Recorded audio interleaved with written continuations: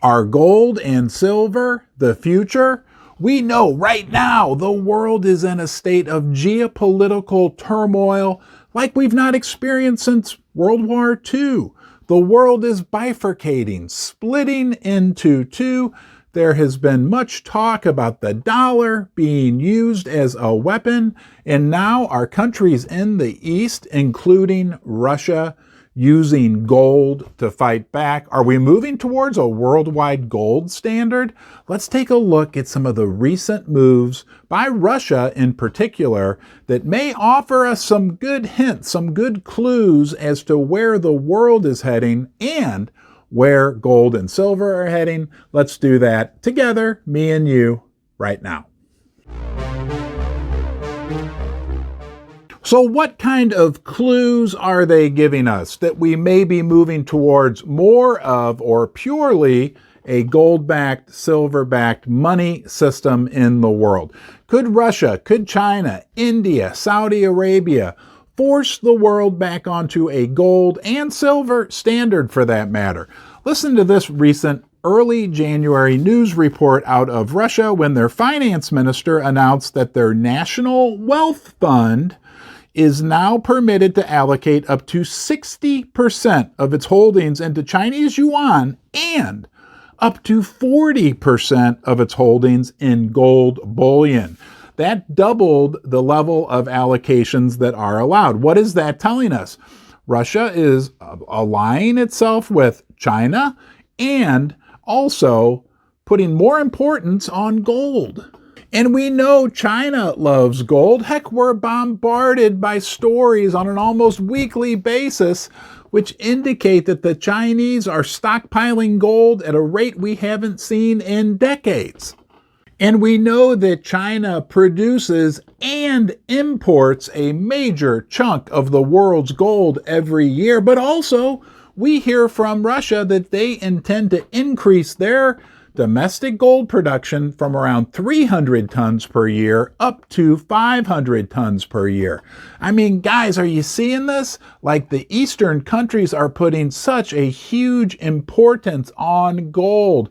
And why not? Don't we know that gold and silver, they've always been the base, right? They're the bottom of that inverted John Exter's pyramid. They've always been there as the real money throughout the world. And maybe these Eastern countries, right, as things are really starting to change and they're tired of dealing with kind of being dictated what to do by the Western governments in terms of their currency, they want to move more towards a real asset-based money system.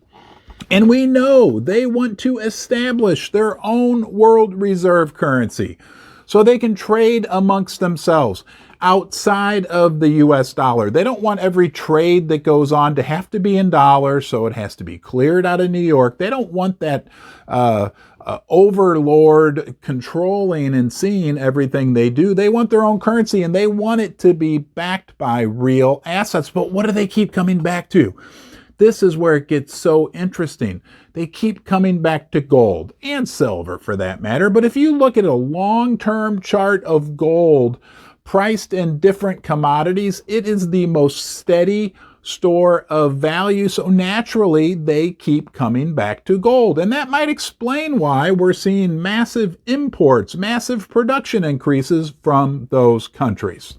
Heck, in June of 2022, just 6 or 7 short months ago, at the St. Petersburg Economic Forum, Vladimir Putin himself said, why would any country want to hold their foreign reserves in dollars or euros? Number one, they're losing value, and number two, they can be confiscated or sanctioned at any time. And it's not just Russia and China where we're seeing this take hold. Heck, the Middle East, the Saudi Arabians, we know they've become very friendly with the Chinese and the Russians over the last several years, and not so friendly with the United States. Look no further than the recent trip to Saudi Arabia by President Joe Biden. He was Snubbed is what is generally described during his trip there. Just a few weeks later, the Chinese president arrived to great fanfare and a wonderful, warm reception. So the world is changing. Look at Africa. Look at Latin America.